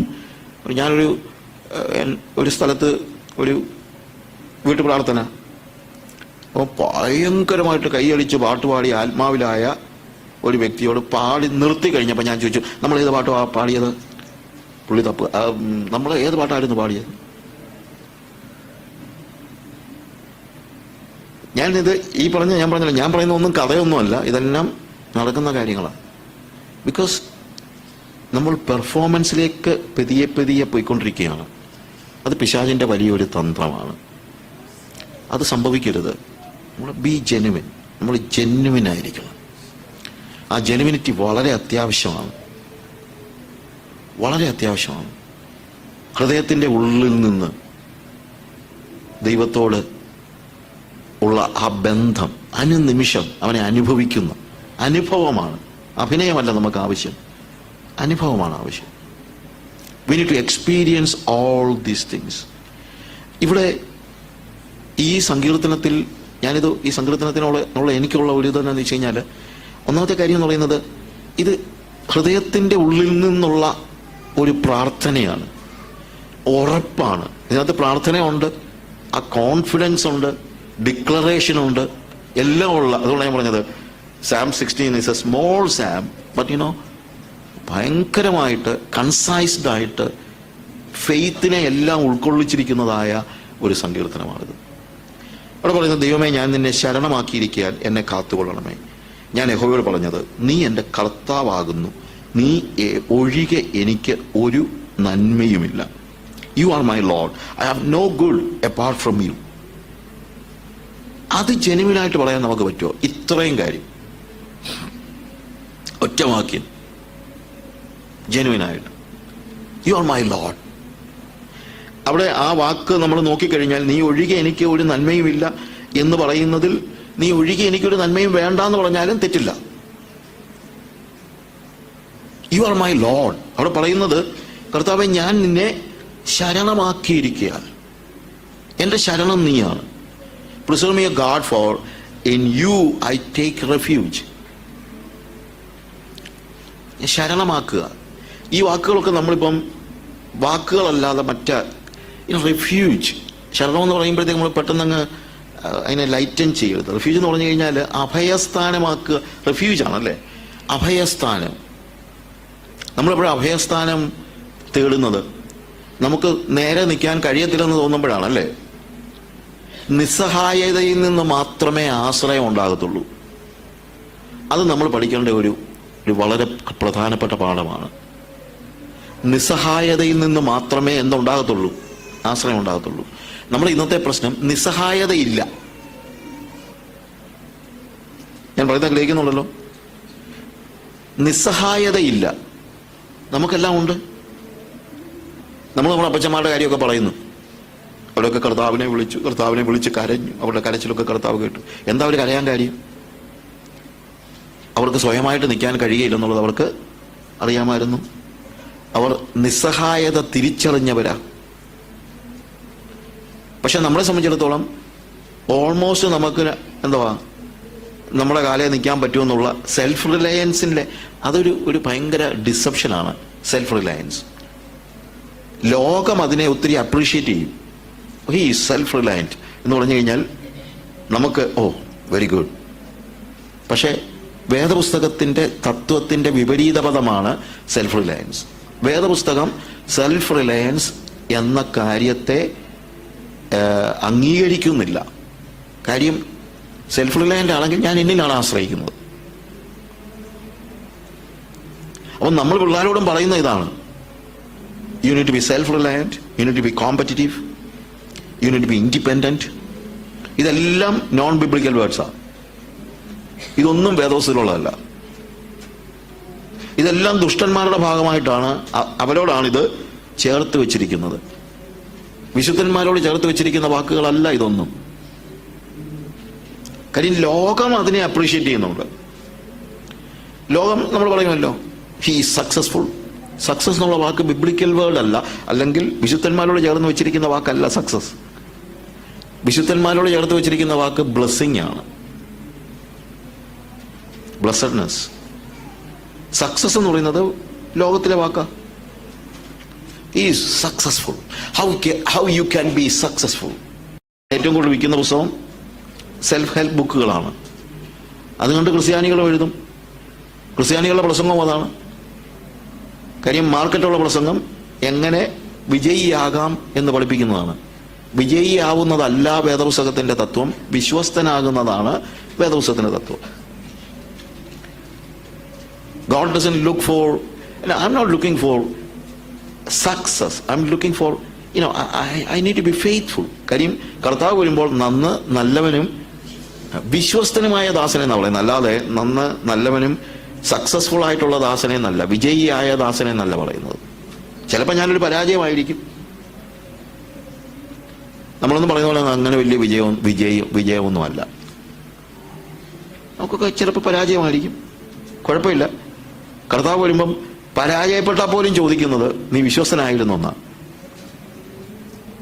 ആ ഫെയ്ത്ത്ഫുൾനെസ് കളഞ്ഞിട്ടാണ് നമ്മൾ സക്സസിലേക്ക് പോയിരിക്കുന്നത്. അതിനകത്തുള്ള പ്രോബ്ലം എന്താണെന്ന് ചോദിച്ചു കഴിഞ്ഞാൽ, വി ആർ നോട്ട്, ഇവിടെ ഞാൻ നിന്നെ ശരണമാക്കിയിരിക്കുന്നു. ഇപ്പം നിസ്സഹായതയുടെ ഒരു ഫീലിംഗ് ഇല്ലെങ്കിൽ ഒരിക്കലും നമുക്ക് എന്തുണ്ടാവില്ല? ആശ്രയം ഉണ്ടാവുകയില്ല. നമ്മളോട് തന്നെ ചോദിച്ചത്, നമ്മൾ ഈ സെൽഫ് റിലയൻ്റ് ആയി പോയിട്ടുണ്ടോ? ജോലിയുണ്ട്, കാശുണ്ട്, ബിസിനസ്സുണ്ട്, വീടുണ്ട്, കാറുണ്ട്, എന്തിനാ പിന്നെ ആശ്രയിക്കണ്ടേ? അവിടെയാണ് പ്രശ്നം. കാര്യം ആശ്രയിച്ചത് ഇതിനൊക്കെ വേണ്ടിയാ. അതുകൊണ്ടാണ് ഇതൊക്കെ കിട്ടിയപ്പോൾ ആശ്രയം തീർന്നത്. അവിടെയാണ് താഴത്തെ വാക്യത്തിന്റെ പ്രത്യേകത, നീ ഒഴികെ എനിക്കൊരു നന്മയും ഇല്ല. അപ്പം സങ്കീർത്തനക്കാരൻ ആശ്രയിച്ചതും അവന് വേണ്ടിയാ. ആർക്ക് വേണ്ടി? ദൈവത്തിന് വേണ്ടി. His desiring was for God. അവന്റെ മുഴുവൻ ആശയം ആരായിരുന്നു? ദൈവമായിരുന്നു. നീ ഒഴികെ എനിക്കൊരു നന്മയും ആവശ്യമില്ല. അങ്ങനെ ആകുമ്പോൾ എന്നും ഇവൻ നിസ്സഹായന. കാര്യം without God I can do nothing. ദൈവത്തെ കൂടാതെ എനിക്കൊരു ഭൂമിയിലുള്ള ഒരു കാര്യവും ഇതിന് സപ്ലിമെന്റ് ചെയ്യുന്നില്ല. എന്നെ ദൈവാശ്രയത്തിൽ നിന്ന് മാറ്റാൻ എൻ്റെ സമ്പത്തിന്, ഇന്ന് സമ്പത്തിന് കഴിയുന്നുണ്ട്. സമ്പത്തുള്ളവൻ ദൈവത്തിൽ എന്ത് ചെയ്യുന്നില്ല? ആശ്രയിക്കുന്നില്ല. അവൻ സമ്പത്തിൽ ആശ്രയിക്കും, പദവികളിൽ ആശ്രയിക്കും, അധികാരത്തിൽ ആശ്രയിക്കും, രാഷ്ട്രീയത്തിൽ ആശ്രയിക്കും. കാര്യം നിസ്സഹായത അവന് ഫീൽ ചെയ്യുന്നില്ല. ഇനി നിസ്സഹായത തോന്നിയാലും അവൻ ആശ്രയിക്കുന്നത് മറ്റു കാര്യങ്ങളില്ല. കാരണം അത് ഫില്ല് ചെയ്യാനായിട്ട്, ദൈവത്തെ റിഫ്യൂജ് ആക്കാനായിട്ട്, ആശ്രയസ്ഥാനമാക്കുവാനായിട്ട്, അഭയസ്ഥാനമാക്കുവാനായിട്ട് നമ്മൾ പരിശ്രമിക്കുന്നില്ല. കാരണം അടിസ്ഥാനപരമായി നമ്മുടെ ഡിസയർ ദൈവത്തോടല്ലാതായി പോകുന്നു. അവിടെ ഞാൻ പറഞ്ഞത്, പാട്ട് പാടുമ്പോൾ കള്ളം പാടരുത്. എ.ഡബ്ല്യു. ടോസർ പറഞ്ഞൊരു വാചകമുണ്ട്, ക്രിസ്ത്യാനികൾ കള്ളം പറയുന്നതിനേക്കാൾ കൂടുതൽ പാടുക. ഇനിറ്റ് നിന്ന് പാടുന്നതൊക്കെ ചുമ്മാ എന്ന് പാടുക. ലോകം വേണ്ട എനിക്കൊന്നും വേണ്ട, എൻ്റെ താതൻ്റെ സന്നിധി ചെന്നാൽ മതി. പാടും. ലോകം വേണ്ടായോ? ഒന്നും വേണ്ടായോ? താതൻ്റെ സന്നിധി മാത്രം മതിയോ? കൊച്ചുകുഞ്ഞു ദേശിക്ക് മതിയായിരുന്നു, അതുകൊണ്ടാണ് പുള്ളി എഴുതിയത്. പക്ഷെ നമുക്ക് എല്ലാം വേണം. എല്ലാം വേണമെങ്കിൽ വേറെ പാട്ടുണ്ടാക്കിക്കോ, ഇഷ്ടംപോലെ ഉണ്ടാക്കിയിട്ടുണ്ടല്ലോ. വരുന്നുണ്ടേ അനുഗ്രഹം വരുന്നുണ്ടേ, അതൊക്കെ പാടിക്കൊള്ളാണെന്നു. മറ്റേ പാട്ടൊന്നും പാടില്ല. ഭക്തന്മാരായ ആളുകൾ എഴുതിയ പാട്ട് പാടുകയാണെങ്കിൽ, ഒന്നുമല്ലെങ്കിൽ ഹൃദയത്തിന്റെ ഉള്ളിൽ നിന്ന് ഒരാഗ്രഹത്തോടെ പാടും. ഇന്നെല്ലാം സക്സസിന്റെ പാട്ടുകളാണല്ലോ ഇപ്പോൾ ഇറങ്ങുന്നതും. ഈ അടുത്ത കാലത്തെങ്ങാണ് ആരെങ്കിലും എഴുതിയോ ലോകം വേണ്ട എനിക്കൊന്നും വേണ്ട എന്ന്? അല്ലെങ്കിൽ അതുമായിട്ട് ഏകദാണ്ട് അതുപോലെയുള്ള ഒരു പാട്ട് ആരെങ്കിലും എഴുതി കേട്ടോ? എഴുതത്തില്ല. കാര്യം എല്ലാം വേണം, വിജയിയാകുവാനുള്ള മോഹം. പക്ഷെ സങ്കീർത്തനക്കാരൻ പറയുന്നത്, ഞാൻ നിന്നെ ശരണമാക്കിയിരിക്കുന്നു, നീയാണ് എൻ്റെ റെഫ്യൂജ്. ഞാൻ യഹോവയോട് പറഞ്ഞത്, നീ എൻ്റെ കർത്താവാകുന്നു. അതും ഇതേപോലെ തന്നെ ഞാൻ പറഞ്ഞില്ല, ബ്രദർ എന്ന് നമ്മൾ പറയുമ്പം ശരിക്കും മീൻ ചെയ്യാതെ പറയരുത് എന്ന് പറഞ്ഞല്ലോ. അതായത് എൻ്റെ ഹൃദയത്തിൽ നിന്നല്ലാതെ ഒരാളെ ഞാൻ എന്ത് ചെയ്യാൻ പാടില്ല, ബ്രദറെ എന്ന് വിളിക്കാൻ പാടില്ല. പറഞ്ഞാൽ ഞാൻ കള്ളാ പറയുന്നത്. ചുമ്മാ വെറുതെ ബ്രദറെ എന്ന് വിളിച്ചാൽ അത് കള്ളാ പറയുന്നത്. ഹൃദയത്തിൽ നിന്ന് സാഹോദര്യം സൂക്ഷിച്ചുകൊണ്ട് വേണം ഒരാളെ ബ്രദറെ എന്ന് വിളിക്കാൻ. അഡ്രസ് ചെയ്യാൻ ഒരാളെ വിളിക്കുന്നത് പോലല്ല ഞാൻ പറഞ്ഞത്. അഡ്രസ് ചെയ്യാൻ ഒരാളെ ചിലപ്പം അങ്ങനെയൊക്കെ വിളിച്ചെന്നിരിക്കും. പക്ഷേ if you call somebody brother, mean it. അത് ഹൃദയത്തിന്റെ ഉള്ളിൽ നിന്ന് നമ്മൾ മീൻ ചെയ്തുകൊണ്ട് വേണം പറയാൻ. ഇതേപോലെ തന്നെ മനുഷ്യനെ സഹോദരൻ എന്ന് വിളിക്കുന്നത് പോലെ തന്നെയാണ് ദൈവത്തെ കർത്താവെന്ന് വിളിക്കുന്നതും. അതാണല്ലോ പറയുന്നത്, ഞാൻ യഹോവയോട് പറഞ്ഞത്, Lord, I said to the Lord, you are my Lord. Adonai. Kurios. ഞാൻ ഗ്രീക്കും ഹീബ്രു ഒന്നും പറയാൻ വേണ്ടി വന്നതല്ല. പക്ഷെ എന്താ അതിൻ്റെ അർത്ഥം? What is the meaning? Lord is king who controls, who takes decision. തീരുമാനമെടുക്കുന്നത് കർത്താവാ. എൻ്റെ ജീവിതത്തിലെ മുഴുവൻ തീരുമാനം ഇപ്പൊ സങ്കീർത്തനക്കാരൻ പറയുന്നതാണ്, കർത്താവെ, ഞാൻ യഹോവയോട് പറഞ്ഞത്, യു ആർ മൈ ലോർഡ്. എനിക്ക് ഒരു തീരുമാനമില്ല, എനിക്കൊരാഗ്രഹങ്ങളുമില്ല, എനിക്കൊരു മോഹങ്ങളുമില്ല. I said to the Lord, you are my Lord. നീ എൻ്റെ കർത്താവ്. അതുകൊണ്ട് നീ തീരുമാനമെടുത്തു. നീ പറയുന്നത് ഞാൻ അനുസരിക്കാം. അനുസരിക്കാൻ വേണം. അനുസരിക്കണ്ട എന്ന് പറഞ്ഞു കഴിഞ്ഞാൽ അത് തെറ്റാ. നമ്മൾ അനുസരിച്ചാലേ പറ്റുള്ളൂ. അനുസരണം ഇല്ലാത്ത വിശ്വാസത്തിൽ എനിക്ക് വിശ്വാസമില്ല. അനുസരണം ഇല്ലാത്ത വിശ്വാസം കർത്താവ് തന്നെ പറഞ്ഞു. ഒരു ചെറുക്കനെ വിളിച്ചിട്ട് ഉപമ നമുക്കറിയാവുന്ന ഞാൻ പറഞ്ഞാണ്. ഉപമയ്ക്കകത്ത് പറഞ്ഞു, ഒരുത്തിനോട് പറഞ്ഞു, നീ എൻ്റെ മുന്തിരിത്തോട്ടത്തിൽ പോയി അധ്വാനിക്കും. ഞാൻ പറഞ്ഞു, എന്നെ കൊണ്ട് പറ്റത്തില്ലെന്ന്. അവൻ ചിലപ്പോൾ ക്രിക്കറ്റ് കളിയോ വേൾഡ് കപ്പോ എല്ലാം കണ്ടുകൊണ്ടിരിക്കുകയായിരിക്കും. അവൻ പറഞ്ഞ് പിന്നെ ഇനിയും മുന്തിരിത്തോളത്തിൽ പോയി കഴിഞ്ഞാൽ ഈ കളി ഇനിയും നാളെ ഉണ്ടോ, അപ്പോൾ അവൻ പോകത്തില്ല എന്ന് അവൻ നേരിട്ടങ്ങ് പറഞ്ഞു. അനിയനും കളി കണ്ടോണ്ടിരിക്കുക. അവൻ്റെ അടുത്ത് പറഞ്ഞു, എന്നാൽ നീ പോകും. ഞാൻ പോകാം അപ്പ എന്നല്ല പറയുന്നത്. ശരിക്കും ആ വാക്ക് ഭയങ്കര രസമാണ്. എന്താണെന്നറിയാം, ഐ ഗോ സർ, അങ്ങനെ എഴുതിയിരിക്കുന്ന അവള്. കർത്താവ് ഈ ചില ചില്ലറ വാക്കുകളൊക്കെ ഉപയോഗിച്ചിരിക്കുന്ന എന്ത് അർത്ഥസമ്പുഷ്ടമാണ്. ഐ ഗോ സർ, യെസ്, ഞാൻ പോകാം സർ. സർ എന്ന് അപ്പനെ വിളിക്കുന്നു. അവൻ എന്ത് ചെയ്തില്ല, പോയില്ല. മറ്റവൻ എന്ത് ചെയ്തു, പിന്നത്തേതിൽ അനുതപിച്ചു. അവൻ പറഞ്ഞു, എടാ ടി വിയിലെ കളിയും കണ്ടോണ്ടിരുന്ന് കഴിഞ്ഞാൽ എൻ്റെ അപ്പൻ എന്നോട് പറഞ്ഞിട്ട് ഞാൻ പോയില്ലെങ്കിൽ പിന്നെ എന്തിനാണ് ഞാൻ ജീവിക്കുന്നത്? എനിക്ക് എൻ്റെ അപ്പനല്ലാതെ ആരാ ഉള്ളത്? എൻ്റെ അപ്പനെ പ്രസാദിപ്പിക്കല്ലാതെ എനിക്കെന്തിനാ ജീവിതം? കളിയാണോ പ്രധാനം? അവൻ കളിച്ചിട്ട് അവൻ കാശ് വാങ്ങിച്ചുകൊണ്ട് പോകും. എനിക്കെന്നാ ഗുണം? എനിക്ക് എൻ്റെ അപ്പനാ വലുത്. എൻ്റെ അപ്പനെ എനിക്ക് വേദനിപ്പിക്കാൻ പറ്റില്ല. അവൻ ടി വി ഓഫ് ചെയ്തേച്ച് പോയി. ഞാൻ ഇന്നത്തെ സാഹചര്യം വെച്ച് പറയുകയാണ്. അവൻ കളിയെല്ലാം ഓഫ് ചെയ്തിട്ട് അവൻ പോയി അധ്വാനിച്ചു. മറ്റവൻ പോകാം സർ, ഞാൻ പോകാം യജമാനനെ, അല്ലെങ്കിൽ അപ്പനുമായിട്ട് അത്രയും ബന്ധമുള്ളവന്. മറ്റവനൊന്നും അല്ലെങ്കിൽ അത്രയും ബന്ധം ഉണ്ടായിരുന്നു. ഏതാ എന്നെ കൊണ്ട് പറ്റത്തില്ലെന്ന് പറയാനുള്ള ബന്ധം ഉണ്ടായിരുന്നു. ഞാൻ ചിലപ്പോൾ ഈ സങ്കീർത്തനക്കാരുടെ ഈ ബന്ധം ഭയങ്കര ഇഷ്ടമാണ് എനിക്ക്. എന്നാന്ന് ചോദിച്ചു കഴിഞ്ഞാൽ നമ്മൾക്ക് ദേഷ്യം വന്നാൽ അതും ചെന്നങ്ങ് പറയും. കർത്താവിൻ്റെ അടുത്ത് എന്തൊക്കെയോ ചെന്നുമാര് പറയുന്നത്, പക്ഷെ കർത്താവിൻ്റെ അടുത്ത് ചെന്ന് പറയത്തുള്ളൂ. അവന്റെ മക്കളെ പാറമേൽ അടിച്ചു കൊല്ലുന്നവൻ ഭാഗ്യവാൻ, എനിക്കങ്ങോട്ട് സഹിക്കാൻ പറ്റുന്നില്ല കർത്താവേ. പക്ഷെ അവന്റെ അടുത്ത് എന്ന് പറയരുത്. ആരുടെ അടുത്ത് എന്ന് പറയണം? നമുക്ക് ദേഷ്യം ഉണ്ടെങ്കിൽ അത് എവിടെ ചെന്ന് പറയണം? കർത്താവിന്റെ സന്നിധി ചെന്നിട്ട് നമ്മളെ ഹൃദയം pouring out a heart before God, നമ്മുടെ ഹൃദയം ചെന്ന് പകരുക. നമ്മുടെ കരച്ചില്, നമ്മുടെ ദേഷ്യം, ഇതൊക്കെ ഇറക്കി വെക്കേണ്ട സ്ഥലം എവിടെയാ? ദൈവസന്നിധിയാ. പോയി അവനോട് ചെന്ന് വഴക്കുണ്ടാക്കരുത്. ഒരു സഹോദരനോട് ദേഷ്യം തോന്നിക്കഴിഞ്ഞാൽ നേരെ സഹോദരൻ്റെ അടുത്ത് ബ്രദറേ എന്ന് പറഞ്ഞാൽ ചെല്ലരുത്, നേരെ ദൈവസന്നിധിയിലേക്ക് പോകും. ഈ ദൈവസന്നിധി ചെന്ന് കഴിഞ്ഞാൽ നമ്മുടെ എല്ലാ ആറ്റിറ്റ്യൂഡും മാറും കേട്ടോ. അപ്പൊ ആസാഫിന് ഭയങ്കര അസൂയ ഉണ്ടായി. ഓക്കെ, എനിക്ക് ദുഷ്ടന്മാരുടെ സൗഖ്യം കണ്ടിട്ട് എനിക്ക് അഹങ്കാരികളോട് അസൂയ തോന്നി, ഭയങ്കര അസൂയ. അവർക്ക് വേദന ഒട്ടുമില്ല. ഞാൻ ഉഷസ് പോലും ദണ്ഡിപ്പിക്കപ്പെട്ടിരിക്കുന്നു. എൻ്റെ കൈകളെ ഞാൻ കുറ്റമില്ലായ്മയിൽ കഴിയത് വ്യർത്ഥമാകുന്നു. ഇതൊക്കെ സങ്കീർത്തനത്തിൽ എഴുതി വെച്ചിരിക്കുക. ഇവനങ്ങ് ദേഷ്യവും സങ്കടവും എല്ലാം കൂടെ വരിക. ഞാൻ രാവിലെ വൈകിട്ടും പ്രാർത്ഥിച്ച് ഒരു സഹായവും മുടക്കാതെ ഇതെല്ലാം ചെയ്തിട്ട് എൻ്റെ ഗതി കണ്ടില്ലയോ? അവനാണെങ്കിൽ കള്ളം കുടിച്ച് വളർന്നിട്ട് കണ്ടില്ലയോ അവൻ്റെ ഗതി? എന്നിട്ട് പറയാണ്, ഞാൻ കുറ്റമില്ലായ്മയിൽ എൻ്റെ കൈകളെ കഴുകിയത് വ്യർത്ഥം. വെറുതെ ഞാൻ ഇങ്ങനെ നീതിമാൻ കളിച്ചാണ്, നീതിയും പറഞ്ഞുകൊണ്ട് നടന്നത്. എന്നിട്ട് അവിടെ എഴുതിയിരിക്കുന്നത്, ഞാൻ ദൈവസന്നിധിയിൽ ചെന്നു.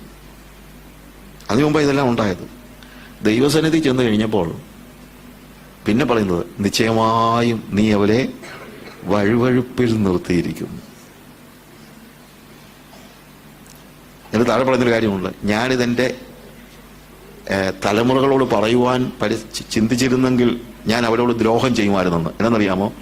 ഈ ദേഷ്യം വന്നപ്പോൾ ഇതെല്ലാം കൂടെ, പിള്ളാരെ കൈകളെ കുറ്റമില്ലായ്മയിൽ കഴിയിട്ട് ഒരു കാര്യവും ഇല്ലടാ, നോക്ക് അവന്റെ എന്ന് ഞാൻ പിള്ളാരോട് പറഞ്ഞായിരുന്നെങ്കിൽ ആ തലമുറ എനിക്ക് നഷ്ടപ്പെട്ടതിന്. എൻ്റെ തലമുറ അങ്ങനെ എഴുതിയിരിക്കുന്നത് നിങ്ങൾ വായിച്ചാൽ അറിയാം. പക്ഷെ അവിടെ പറയാതെ, കുഞ്ഞുങ്ങളോട് പറയാതെ, അയൽക്കാരനോട് പറയാതെ എവിടെ പോയി? ദൈവസന്നിധി. നിങ്ങളുടെ ഹൃദയത്തിന്റെ എല്ലാ ഭാരങ്ങളും ദേഷ്യങ്ങളും ഒക്കെ എവിടെ ഇറക്കി വെച്ചു? കർത്താവിന്റെ സന്നിധി. അവൻ ജനുവിനാ.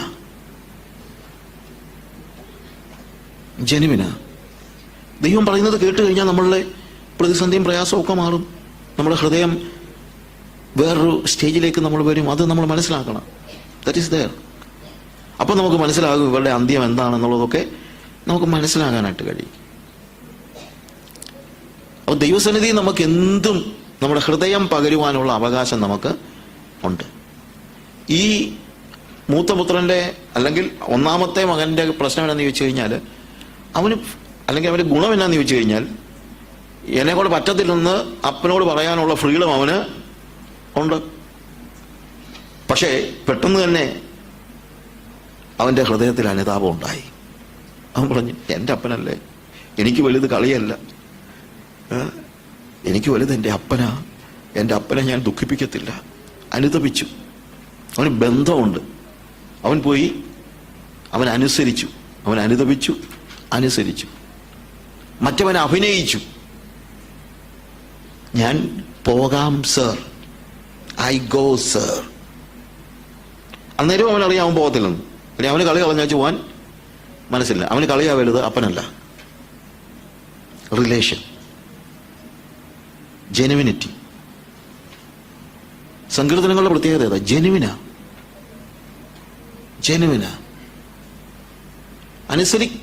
അനുസരിച്ച മകനാണ് നീതീകരിക്കപ്പെടുന്നത്. അല്ലാതെ അവനിലാണ് ദൈവപ്രസാദമുള്ളത്, അനുസരിക്കുന്നവന്. അതുകൊണ്ട് അനുസരണം അനിവാര്യമല്ല എന്ന് പറഞ്ഞാൽ വിശ്വസിക്കരുത്. അനുസരണം അനിവാര്യമാണ്. ദൈവപ്രസാദത്തിന് അനുസരണം അനിവാര്യമാണ്. That is there. അതിന് എനിക്ക് പങ്കുണ്ട്. അനുസരിക്കാന്ന് പറയുന്നത് അവനെടുത്ത തീരുമാനമാണ്. അപ്പൻ അവനെ തല്ലി ഓടിച്ചു വിട്ടതല്ല. It is his decision. അവനെടുത്ത തീരുമാനമാണ്. അവനും ചില കാര്യങ്ങൾ ചെയ്യാനുണ്ട്. അല്ലാതെ അപ്പൻ ചെയ്തോളൂ എന്ന് പറഞ്ഞിരുന്നിട്ടില്ല. We need to know that. ഇത് കർത്താവ് പറഞ്ഞ ഉപമയാണ്. He took a decision. അവൻ പിന്നത്തേതിൽ അനുതപിച്ചു, അവൻ അനുസരിച്ചു. അത് അവന്റെ ഭാഗത്ത് നിന്ന് അവൻ ചെയ്യുന്നതാണ്. ദൈവം അത് അംഗീകരിച്ചു. അല്ലെങ്കിൽ പിതാവ് അത് അംഗീകരിച്ചു. ഇവിടെ പറയുന്നത്, നീ എൻ്റെ കർത്താവാകുന്നു. Who is Lord? ഞാൻ പറഞ്ഞല്ലോ, Lord is king. The Lord, കർത്തൃത്വം നടത്തുന്നവനാണ് കർത്താവ്, അല്ലേ? അപ്പൊ കർത്താവേ എന്നൊരു വാക്ക് എൻ്റെ വായിൽ നിന്ന്, എൻ്റെ നാവിൽ നിന്ന് പുറപ്പെട്ടാൽ ജെനുവിനാണെങ്കിൽ എന്തായിരിക്കും? ഞാൻ പറയാണ്, കർത്താവേ, U are my Lord, talk to me, you command, I'm here to obey. ഞാൻ അനുസരിക്കാൻ തയ്യാറാണ്. talk to me, decision is yours. തീരുമാനം നിന്റെയാ. അതാ കർത്താവെന്ന് പറഞ്ഞാൽ. അല്ലാതെ കർത്താവെന്ന് പറഞ്ഞിട്ട് എന്താ കാര്യം? അപ്പൊ സഹോദരാന്ന് വിളിച്ചാൽ അത് ഹൃദയത്തിൽ നിന്ന് വായിൽ വരുന്നതായിരിക്കണം. കർത്താവെന്ന് വിളിച്ചാലും എവിടെ നിന്ന് വരുന്നതായിരിക്കണം? ഹൃദയത്തിൽ നിന്ന് വായിലേക്ക് വരുന്നതായിരിക്കണം. ഞാൻ പറയുന്നത് ഗ്രഹിക്കുന്നുണ്ടല്ലോ? ഞാൻ ഈ പറയുന്നത് ഗ്രഹിക്കുന്നുണ്ടല്ലോ എന്ന് പല പ്രാവശ്യം ചോദിക്കുന്നതിന് എന്നോട് ക്ഷമിക്കണം. എന്നാന്ന് ചോദിച്ചു കഴിഞ്ഞാൽ, ഈ ആഫ്രിക്കയിലെ ഈ പാവങ്ങളുടെ അടുത്തല്ലേ സംസാരിക്കുന്നത്. അപ്പം അവരോട് ഒരു 2 വാക്ക് പറഞ്ഞു കഴിയുമ്പോൾ ചോദിക്കും ഞാൻ, മനസ്സിലായല്ലോ? കാര്യം അവർക്ക് മനസ്സിലാക്കാനുള്ള കപ്പാസിറ്റി അത്രയൊക്കെ ഉള്ളൂ. അതുകൊണ്ടാ ഞാൻ അങ്ങ് ചോദിച്ചു പോകുന്നത്. നിങ്ങൾക്ക് ഒരു പക്ഷേ മനസ്സിലാവുമായിരിക്കും. പിന്നെ ഇവിടെ ചോദിച്ചാലും കുഴപ്പമൊന്നുള്ളതല്ല, എന്നാലും നിങ്ങൾക്ക് അരോചകമായിട്ട് തോന്നരുത്. പക്ഷെ ഇത് മനസ്സിലാക്കേണ്ട കാര്യമാണ്. ബുദ്ധി കൊണ്ട് മനസ്സിലാക്കിയാൽ മാത്രം പോരാ. ഞാൻ പറയുന്ന ഭാഷ മനസ്സിലാക്കാത്തത് കൊണ്ടോ ശൈലി മനസ്സിലാക്കാത്തത് കൊണ്ടൊന്നും അല്ല ഞാൻ പറഞ്ഞത്. നമ്മളോട് തന്നെ ചോദിക്കണം, ഞാൻ എത്രത്തോളം ജെനുവിനാണ്? എൻ്റെ വാക്കുകൾ എത്രത്തോളം ജെനുവിനാണ്? ഹൃദയം നിറഞ്ഞു കവിയുന്നത് തന്നെയാണോ വായി സംസാരിക്കുന്നത്? ഞാൻ ബ്രദറെ എന്ന് വിളിക്കുമ്പോൾ ശരിക്കും ബ്രദറാണോ? കർത്താവേ എന്ന് ഞാൻ വിളിക്കുമ്പോൾ കിടക്കുന്നത് അപ്പൊ ചെയ്യുന്നത് പ്രധാനമാണോ? നിങ്ങൾ കർത്താവിന്റെ വാക്ക് കേക്ക്, ചെയ്യുന്നത് പ്രധാനമാണോ? പറ, ആണോ? ആണല്ലോ. പ്രവൃത്തിക്കകത്ത് കാര്യമുണ്ടോ? ഉണ്ട്. കാര്യം പ്രവൃത്തിയാണ് തെളിയിക്കുന്നത് റിലേഷൻ. എൻ്റെ ഭാര്യ എന്നോട് തേനൂറും വാക്കുകളെല്ലാം ഉരുവിട്ട്, oh I love you so much my dear darling, അങ്ങനെയൊന്നും ഞങ്ങളുടെ വീട്ടിൽ അങ്ങനത്തെ ഭാഷയൊന്നും ഇല്ല. ഞാൻ പറഞ്ഞതെന്ന് ചോദിച്ചു കഴിഞ്ഞാൽ എന്നെല്ലാം പറഞ്ഞിട്ട് എനിക്ക് തുള്ളി വെള്ളം തരത്തില്ലെങ്കിൽ എന്തോ കാര്യം?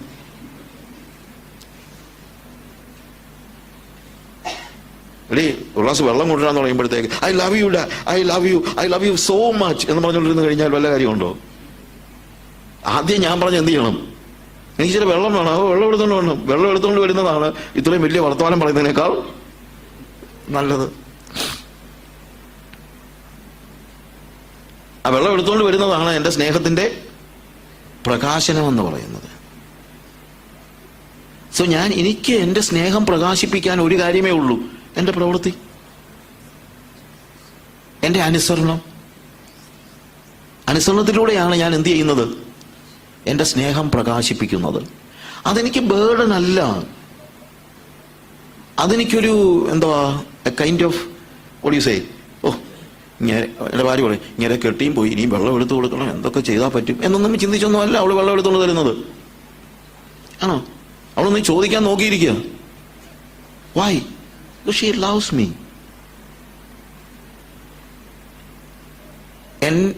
എൻ്റെ സ്നേഹം, കർത്താവിനോടുള്ള എൻ്റെ സ്നേഹം കർത്താവെ കർത്താവെ എന്ന് വിളിക്കുന്നതിലല്ല, അനുസരിക്കുന്നതിലാണ് ഇരിക്കുന്നത്. ഒബേ. അത് ഇന്ത്യൻ പീനൽ കോഡ് വെച്ച് എന്നെ അനുസരിപ്പിക്കുന്നതൊന്നുമല്ല. അത് ഞാൻ ഹൃദയത്തിൻ്റെ ഉള്ളിൽ നിന്ന് സ്നേഹത്തിൽ എനിക്കൊരു അവസരം കിട്ടുകയാണ്. When I get a chance to do something for my God, when I get a chance to obey my Jesus, that delights.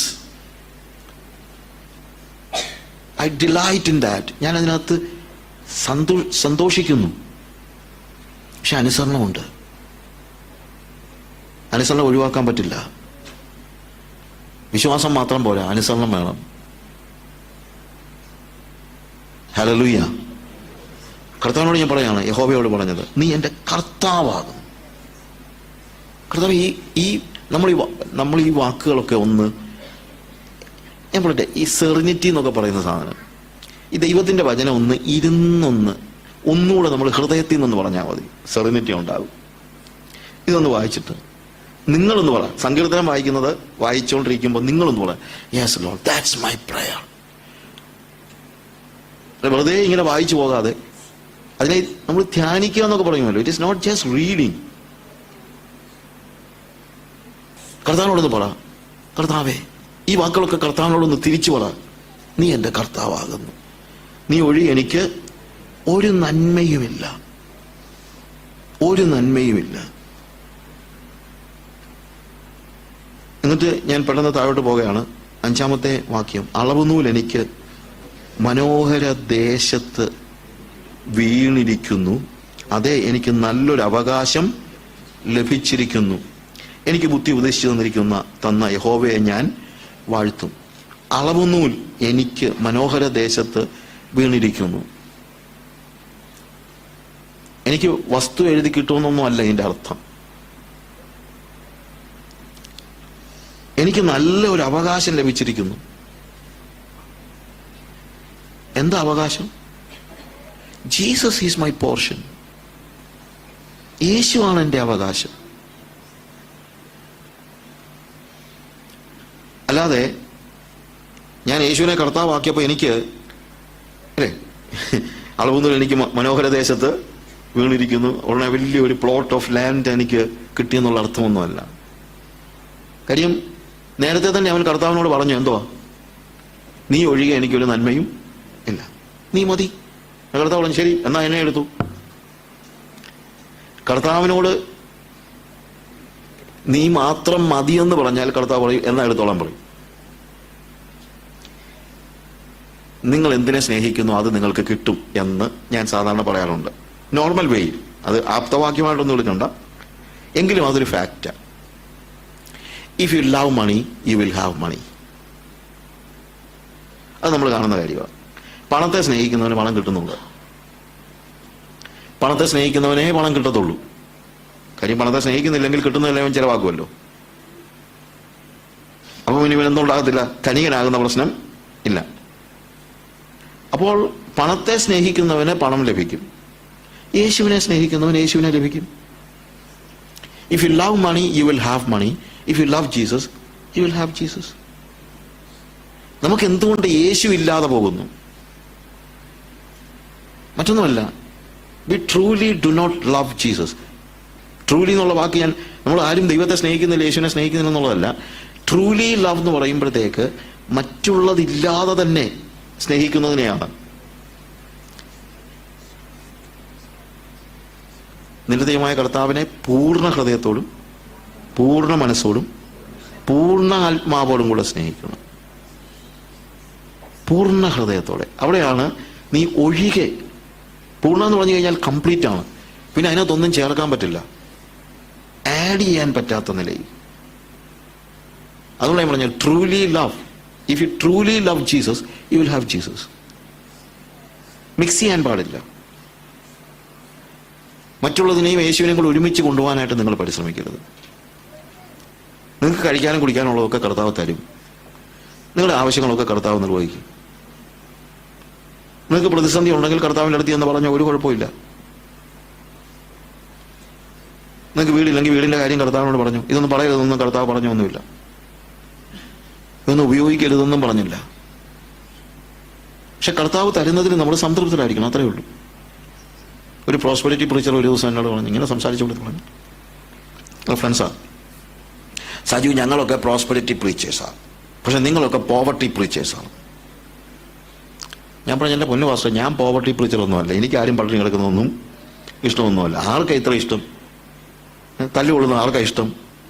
പല്ലുവേദന വരുന്നത് പോലും ഇഷ്ടമല്ല. പിന്നല്ലേ നല്ലൊരു പല്ലുവേദന വന്നു കഴിഞ്ഞാൽ നമ്മൾ കർത്താവിനോടെയും കർത്താവെ മറ്റെന്തോ വന്നാലും കുഴപ്പമില്ല, പല്ലുവേദന മാത്രം. അപ്പൊ എനിക്ക് എന്നും വേദനയും കഷ്ടതയും അതൊന്നും എൻ്റെ ഡ്രീമൊന്നുമല്ല. ഞാൻ പറഞ്ഞത് മനസ്സിലാക്കണം. ഞാൻ പോവർട്ടി പ്രസംഗിക്കുന്ന ആളല്ല. ഞാൻ പറഞ്ഞ്, I'm not preaching poverty, I'm not preaching prosperity. ഞാൻ സമൃദ്ധിയുമല്ല പ്രസംഗിക്കുന്നത്, ഞാൻ ദാരിദ്ര്യവുമല്ല പ്രസംഗിക്കുന്നത്, ഞാൻ സംതൃപ്തിയാണ് പ്രസംഗിക്കുന്നത്. ദൈവം എന്നെ സമൃദ്ധി പ്രസംഗിക്കാനല്ല വിളിച്ചത്, എന്നെ സംതൃപ്തി പ്രസംഗിക്കാനാണ് വിളിച്ചത്. I am satisfied with what I have, I am content with what I have. അതാണ് വേദപുസ്തകത്തിന്റെ തത്വം. പൗലോസ് തിമോഥെയോസിന് ലേഖനം എഴുതുമ്പോൾ പറയാണ്, religion or godliness with contentment is of great value. അലംഭാവത്തോടുകൂടിയ ഭക്തി എന്നാണ് മലയാളത്തിൽ പറഞ്ഞിരിക്കുന്നത്. പക്ഷേ അലംഭാവം എന്നുള്ള വാക്കല്ല കറക്റ്റ്. നമുക്ക് ഈ അലംഭാവത്തിന് വേറൊരു അർത്ഥമുണ്ട്, അലംഭാവി എന്നൊക്കെ പറയും. പക്ഷേ സംതൃപ്തി എന്നാണ്, കണ്ടന്റ്മെന്റ്. സംതൃപ്തിയോടുകൂടിയ ഭക്തി വളരെ ആദായമാണ്. ചിലർ ഭക്തി ആദായ സൂത്രമെന്ന് ചിന്തിക്കുന്നു. സൂത്രമല്ല ഞാൻ പറഞ്ഞത്. അതുകൊണ്ട് ഭക്തി ആദായ സൂത്രമെന്ന് ചിന്തിക്കുന്നത് ഞാൻ ആദ്യമൊക്കെ ചിന്തിച്ചത് ഈ സുവിശേഷ വേലയ്ക്ക് വേണ്ടി കിട്ടുന്ന കാശൊക്കെ എടുത്ത് സ്വന്തമാക്കുന്ന ആളുകളുണ്ടല്ലോ, ഭക്തി ആദായ സൂത്രം. അത്രയൊന്നും പോകേണ്ട പടിയുള്ളൂ. അവിടുത്തെ അർത്ഥം ഇത്രയേ ഉള്ളൂ, കർത്താവിനെ വിളിച്ചാൽ ആദായം ഉണ്ടാകുമെന്ന് ചിന്തിച്ച് വിളിക്കുന്നവൻ, അത്രയേ ഉള്ളൂ അവിടുത്തെ അർത്ഥം. ചിലർ ഭക്തി ആദായമുണ്ടാക്കാൻ പറ്റുന്ന ഒരു മാർഗമാണെന്ന് ചിന്തിക്കുന്നു. പ്രാർത്ഥിച്ചാൽ നിനക്കെല്ലാം കിട്ടുമെന്ന് വിശ്വസിക്കുന്നു ചിലർ. അതാണ് ആദായ സൂത്രം എന്ന് ചിന്തിക്കുന്നു. കറക്റ്റ് അവിടുത്തെ മീനിങ് അതാണ്. അതായത് ചിലരുടെ ചിന്ത എന്താ, പ്രാർത്ഥിച്ചാൽ എല്ലാം നിനക്ക് കിട്ടും, പ്രാർത്ഥിച്ചാൽ നീ വലിയ ധനികനാകും, പ്രാർത്ഥിച്ചാൽ നീ വലിയ അവസ്ഥകളിലൊക്കെ വരും, നിന്റെ അവസ്ഥ മാറും. നമ്മുടെയൊക്കെ, ഞാൻ ആദ്യമൊക്കെ ഗൾഫിൽ വരുമ്പോൾ പെന്തിക്കോസുകാരിൽ അങ്ങനെ ആർക്കും ലാൻഡ് ക്രൂസറും ഒന്നും ഞാൻ കണ്ടിട്ടൊന്നുമില്ല. ലാൻഡ് ക്രൂസർ അന്നൊക്കെ ഇവിടെ അറബികളാണ് ഉപയോഗിച്ചുകൊണ്ടിരുന്നത്. ഒത്തിരി വർഷങ്ങൾക്ക് മുമ്പത്തെ കാര്യം ഞാൻ പറയുന്നത്. ഇന്നിപ്പോൾ നമുക്ക് മിക്കവാറും ഒത്തിരി പേർക്ക് എന്നുള്ളത് ലാൻഡ് ക്രൂസറുണ്ട്. നമ്മുടെ അവസ്ഥ മാറി. പക്ഷെ ഞാൻ ചോദിച്ചോട്ടെ, പെന്തിക്കോസുകാർക്ക് മാത്രമേ ലാൻഡ് ക്രൂസർ ഉള്ളൂ? അത്രേ ഉള്ളൂ. അല്ല, ഇവിടുത്തെ മുസ്ലിങ്ങൾക്കും ഹിന്ദുക്കൾക്കും എല്ലാവർക്കും എന്തുണ്ട്? അവരുടെ എല്ലാ അവസ്ഥ മാറിയെന്നേ. ഞാൻ പറഞ്ഞത് മനസ്സിലാക്കണം. ഈ അവസ്ഥ മാറി എന്നൊക്കെ പറഞ്ഞു കഴിഞ്ഞാൽ എല്ലാവരുടെയും അവസ്ഥ മാറുന്ന കൂട്ടത്തിൽ നമ്മുടെ അവസ്ഥയും മാറി, അത്രയൊക്കെ ഉള്ളൂ. അല്ലാതെ വേറെ വലിയ കാര്യമൊന്നും പറയാനൊന്നുമില്ല. ഈ അവസ്ഥ മാറി എന്നും പറഞ്ഞുകൊണ്ട് വലിയ വലിയ കാര്യങ്ങൾ, അതിനല്ലല്ലോ നമ്മൾ കർത്താവിനെ അന്വേഷിച്ചത്. കർത്താവ് നമ്മളോട് കാണിച്ച കാരുണ്യം, അത്രയേ ഉള്ളൂ. അതിനല്ല നമ്മൾ കർത്താവിന്റെ പിന്നാലെ പോയത്. അതിന്റെ ആ കാര്യത്തിന് വേണ്ടി കർത്താവിന്റെ പിന്നാലെ പോയാൽ ചിലപ്പോൾ അത് കിട്ടിയെന്നും ഇരിക്കും. 17-ാം സങ്കീർത്തനത്തിൽ വാക്യമുണ്ട്, തൃക്കൈ കൊണ്ട് നീ ലൗകിക പുരുഷന്മാരുടെ വശത്ത് തന്നെ വിളിവിക്കണമേ എന്ന് പറഞ്ഞ് പറയുന്ന ഭാഗം. പക്ഷെ അവിടെ എഴുതിയിരിക്കുന്നത്, men of this world whose only concern in earthly gain and you have filled them with your treasures. അവരുടെ കൺസേൺ മുഴുവൻ ഭൂമിയിലെ കാര്യങ്ങളായിരുന്നു. അതുകൊണ്ട് നീ എന്ത് ചെയ്തു? നിന്റെ സമ്പത്ത് കൊണ്ട് അവരുടെ വയറ് നിറച്ചു. ആൻഡ് ദെയർ ചിൽഡ്രൻ ആൻഡ്, അവർക്ക് പുത്രസമ്പത്ത് ധാരാളം ഉണ്ടെന്നാണ് മലയാളത്തിൽ എഴുതിയിരിക്കുന്നത്. And their children and grand children are rich and prosperous. അവരുടെ മക്കളും കൊച്ചുമക്കളും എല്ലാം റിച്ച് ആൻഡ് പ്രോസ്പെറസ് ആണ്. നീ അവരുടെ ആര് കൊടുത്തതാ? നീ കൊടുത്തതാ. എന്തുകൊണ്ട് കൊടുത്തു? കാര്യം അവർക്ക് അതായിരുന്നു വേണ്ടത്.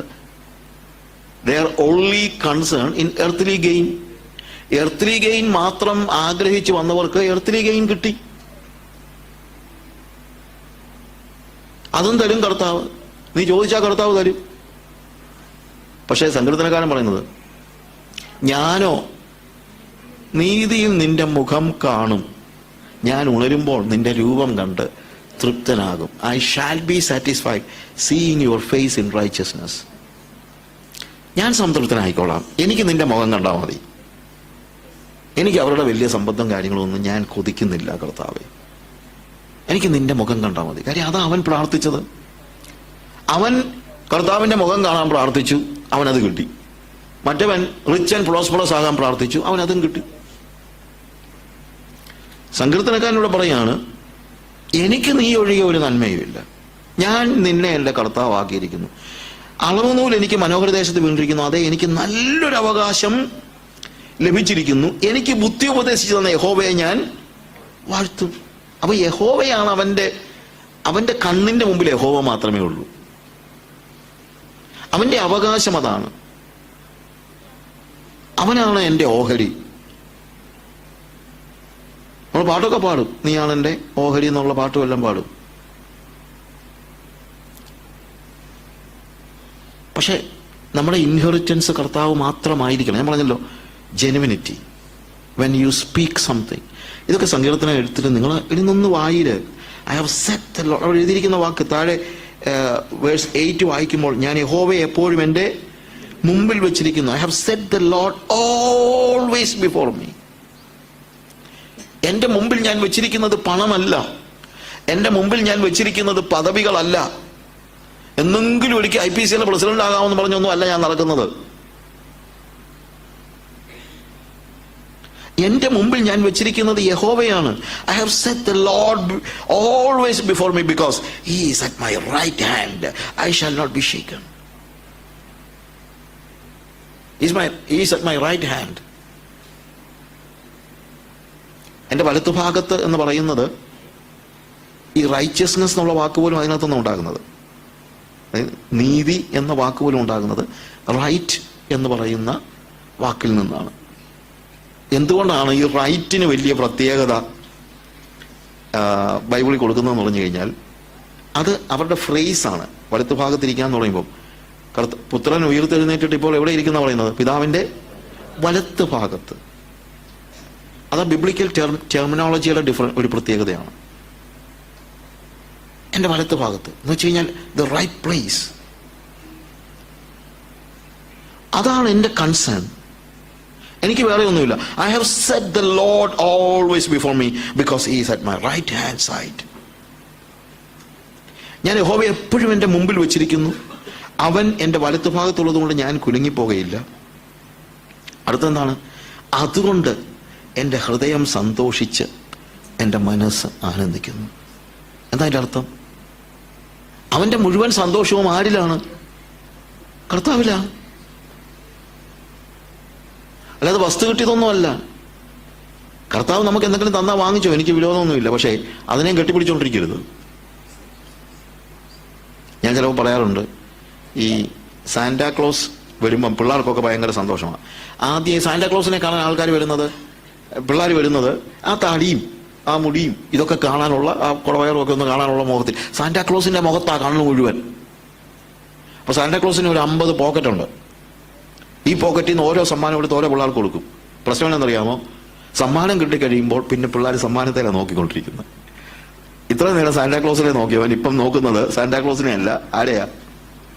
സമ്മാനത്തെ, ഗിഫ്റ്റിനെ. ഞാൻ കമ്പയർ ചെയ്യുകയല്ല, പക്ഷേ പലപ്പോഴും സംഭവിക്കുന്ന പ്രോബ്ലം ഇതാണ്. God gives us something and then ദൈവം നമുക്ക് എന്തെങ്കിലുമൊക്കെ നമ്മുടെ ആവശ്യങ്ങൾക്ക് വേണ്ടി കർത്താവ് എന്തെങ്കിലുമൊക്കെ തരും. അവൻ നമ്മുടെ കർത്താവല്ലേ, നമ്മുടെ പിതാവല്ലേ. അവനൊന്നും തരാം. നമ്മളെ പട്ടിണിക്കലാനൊന്നും അവൻ ആഗ്രഹമൊന്നും ഇല്ല. അവൻ നമുക്ക് എന്തെങ്കിലും തരുന്നു. പക്ഷെ തന്നു കഴിയുമ്പോൾ പിന്നെ നോട്ടം അതിലേക്കായി പോകരുത്. ഞാൻ ദുബായിലുണ്ടായിരുന്നപ്പോൾ ഇംഗ്ലീഷ് ചർച്ചിൽ ഒരാൾ സാക്ഷി പറഞ്ഞു. ഇന്ത്യക്കാരനല്ല. അവൻ പറഞ്ഞു, ഞാനിവിടെ വന്നതൊരു സ്വീപ്പറായിട്ടാണ്, പക്ഷേ ഞാൻ ആരാധന മുടക്കിയിട്ടില്ല.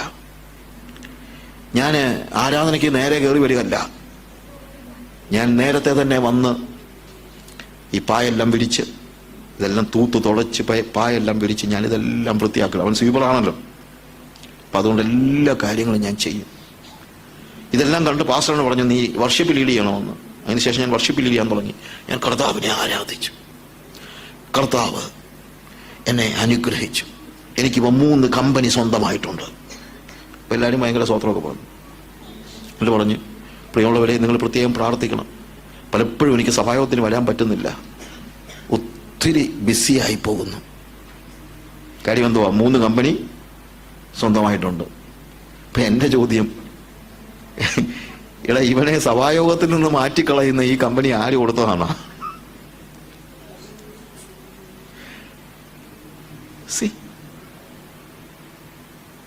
ഞാൻ എൻ്റെ വാക്കുകളെ അവസാനിപ്പിക്കുകയാണ്. അവിടെ എൻ്റെ ഹൃദയം സന്തോഷിച്ച് എൻ്റെ മനസ്സ് ആനന്ദിക്കുന്നു. എൻ്റെ ജഡവും നിർഭയമായി വസിക്കും. എനിക്ക് പേടിയൊന്നുമില്ല. 11ാമത്തെ വാക്യത്തിൽ ജീവന്റെ വഴി നീ എനിക്ക് കാണിച്ചു തരും. അതിനിടയ്ക്ക് പ്രോഫസിയൊക്കെ ഉണ്ട്, അതൊക്കെ നമുക്കറിയാം, ഞാൻ അതിനെക്കുറിച്ചൊന്നും പറയുന്നില്ല. നിന്റെ സന്നിധിയിൽ സന്തോഷ പരിപൂർണതയും നിന്റെ വലത്ത് ഭാഗത്ത് എന്നും പ്രമോദങ്ങളുമുണ്ട്. എവിടെയാണ് എൻ്റെ സന്തോഷം? You make known to me the path of life. ജീവന്റെ വഴി നീ എനിക്ക് കാണിച്ചു തരും. ജീവന്റെ വഴി സമ്പത്തല്ല, ജീവന്റെ വഴി കർത്താവാ. He said, I am the way. ജീവന്റെ വഴി നീ എനിക്ക് കാണിച്ചു തരും. നിന്റെ സൻ in your presence there is fullness of joy. ആ വാക്ക് എനിക്ക് വേദത്തിലെ ഓരോ ചെറിയ വാക്കുകളും എന്തൊരു മീനിങ് ഫുള്ളാണ്. In your presence there is joy എന്ന് മാത്രമാണ് എഴുതിയിരിക്കുന്നത്. There is fullness of joy. സന്തോഷത്തിന്റെ പരിപൂർണത എന്ന് വെച്ച് കഴിഞ്ഞാൽ ഇതിനപ്പുറത്തൊരു സന്തോഷം ലോകത്തിൽ വേറെ ഇല്ല. അവന്റെ സന്നിധിയുടെ സന്തോഷം വേറെ എങ്ങുമില്ല. And at your right hand are pleasures for ever. നിന്റെ വലത്ത് ഭാഗത്ത് എന്നും പ്രമോദങ്ങളുമുണ്ട്. നിന്റെ വലത്ത് ഭാഗത്ത് look to him, he is at the right hand. അവിടെ റൈച്ചസ്നെസ്സും ഉണ്ട്, നീതിയുണ്ട്. അതുകൊണ്ടാ 17 സംഗതി, ഞാൻ നീതിയിൽ നിന്റെ മുഖം കാണും. എന്തിനാ നമ്മൾ മറ്റുള്ള കാര്യങ്ങൾക്ക് പോകുന്നത്? ഈ സങ്കീർത്തനം നിങ്ങൾ വീട്ടിൽ പോയിട്ട് ഒന്ന് ധ്യാനിക്കുക, ഒന്നുകൂടെ ഒന്ന് വായിക്കുക, എന്നിട്ട് ഒന്നുകൂടി ഇരുത്തി ഒന്ന് വായിച്ചിട്ട് ഇതിലെ വാക്കുകൾ കർത്താവിനോടൊന്ന് പറ. ദൈവമായ കർത്താവ് നിങ്ങളെ